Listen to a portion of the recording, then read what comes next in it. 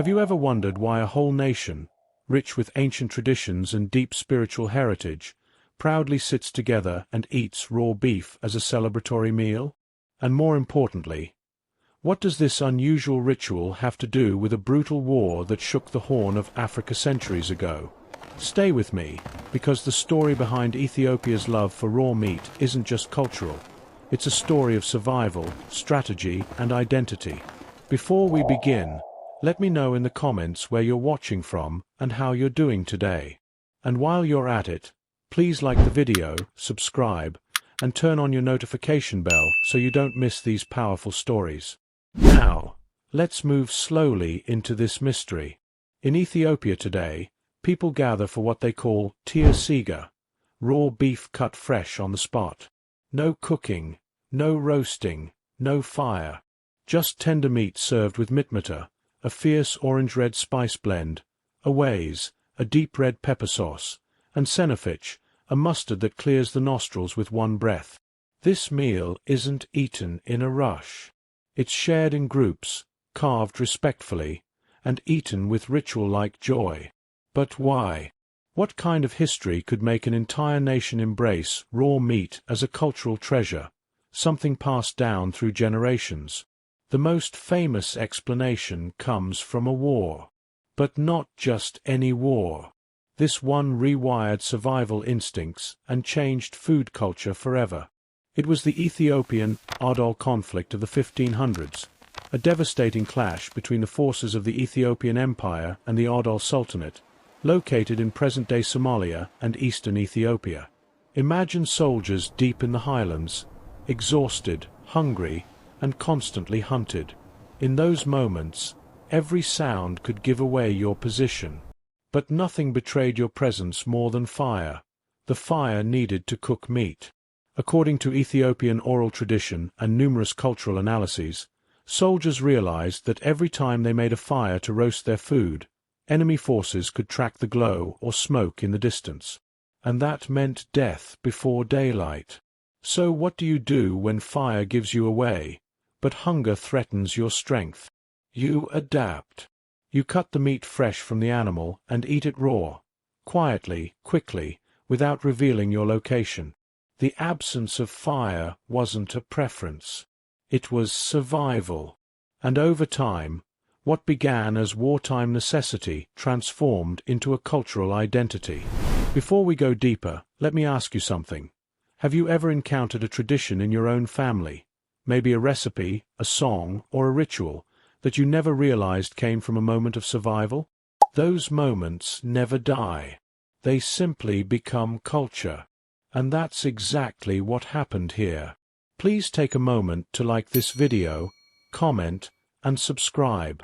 And tell me below, which culture or tradition has always baffled you? Drop it in the comments, and I'll research it for a future video. Now, back to Ethiopia.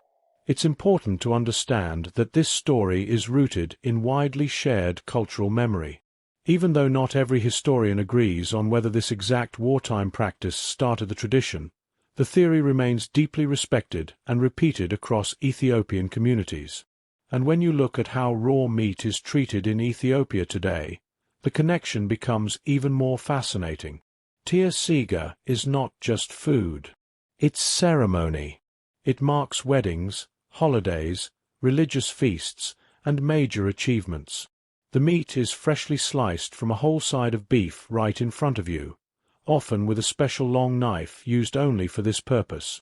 There's a sense of honor in eating it fresh, a sense of pride in showing courage, a remembrance of ancestors who survived hardship through bold decisions.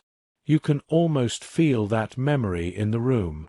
But here's something even more intriguing. Ethiopia is one of the few major ancient civilizations that was never colonized. Its identity remained intact through centuries, and food became part of that identity. When people sit in gatherings today and eat raw meat, they are not only enjoying a delicacy, they're echoing resilience. They are participating in a cultural inheritance that whispers, "Our people survived, and we remember how." Let me ask you again, Doesn't it make you think of how many meals around the world come from hardship but now appear as celebration? It's a reminder that culture is alive. It remembers everything, even when people forget the original reason. Another fascinating layer is Ethiopia's long tradition of eating meat fresh. Even outside wartime, raw meat has been part of Ethiopian celebration for centuries. Historical writings and cultural observations show that Ethiopians have for ages valued fresh meat as a sign of wealth, bravery, and togetherness. So even if the war popularized the practice further, the roots run deep. The flavors, the spices, the dipping sauces, they were not accidental additions. They evolved to pair specifically with raw beef. Awaze cuts through the richness. Mitmita adds heat and sharpness. Senafich brings brightness. Together, they transform what could be a harsh experience into a refined, balanced tradition. Now let's pause again. If this story is blessing your evening the way it's blessing mine, don't forget to like, comment, subscribe, and turn on your notification bell.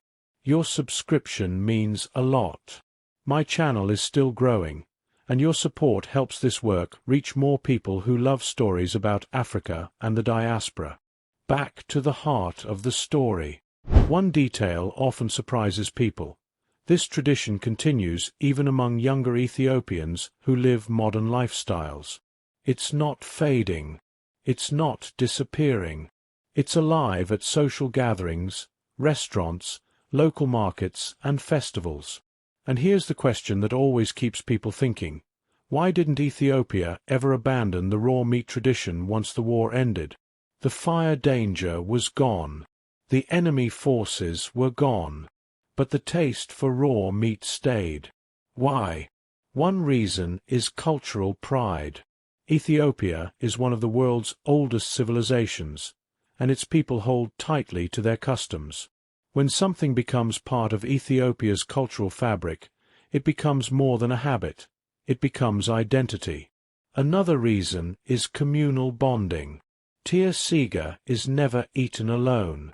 It's carved in groups, shared with laughter, prepared with ritual respect. No one rushes through it. There is conversation, music, celebration. The rawness of the meat mirrors the rawness of human connection. Let me ask you something as we near the end. Which part of this story surprised you the most? Was it the wartime connection? The tradition of sharing? Or the idea that one of Africa's oldest civilizations still celebrates a practice that began centuries ago in the shadows of survival? Comment below and tell me which part made you pause. I genuinely want to know. If we step back for a moment, we see the bigger picture. Ethiopia's raw meat tradition isn't strange, it's historical. It's resilient.